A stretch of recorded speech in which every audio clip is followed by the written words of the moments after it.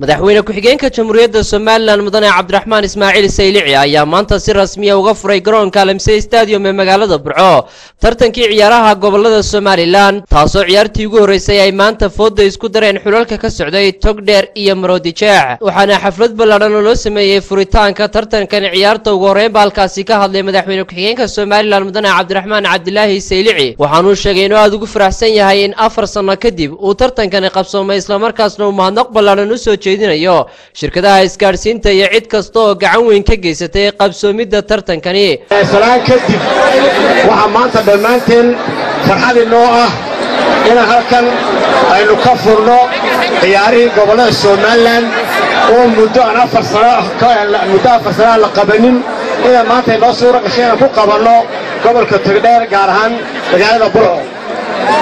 waxa kale oo iyaguna halkaasi ka hadlay qaar ka tirsan golaha wasiirada oo ay kamid ahaayeen wasiirka wasaaradda ciyaaraha wasiirka wasaaradda madaxtooyada gudoomiyaha gobolka Togdheer afayeenka madaxtooyada Soomaaliland iyo mas'uuliyiin kale oo tiro badan ciyaarta galabta dhex mareysay gobolada Maroodijeex iyo Togdheer oo ahayd ciyaartii furitaanka ay iyadoo ahayd ciyaar si heer sare ah loo soo agaasimay waxaana ka hor intii aan ciyaartaasi bilaabmin halkaasi lagu soo bandhigay fantasiyo iyo maharajaano ka turjumaya gobolada taasoo dhammaanba gobolada ka qayb galaya tartankan ee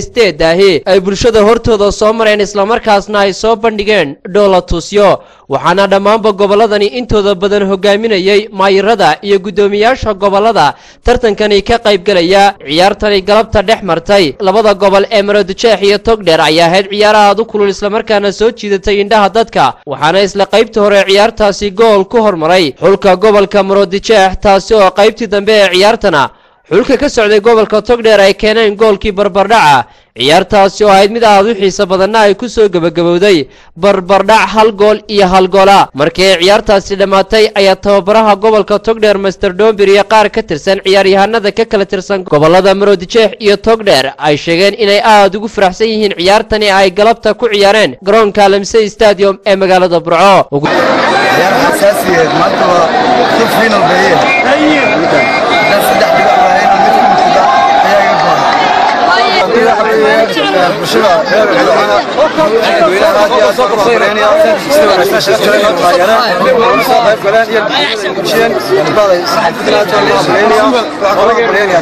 ugu dambeyntiina ciyaartani ku soo gabagabowday barbardhaca ee dhex mareysay gobolada Maroodijeex iyo Togdheer oo iyadoo ahayd ciyaarta furitaanka tartanka ciyaaraha gobolada Soomaaliland ayaa iyadoo ahayd mid hordhaca waxaana la filayaa in maalmaha soo socda ay ciyaari doonaan gobolada kale ee tartankani ka qayb galaya iyadoo labada gobol ee galabta ciyaarina ay ku jiraan gruubka ama hormada koowaad ee tartankani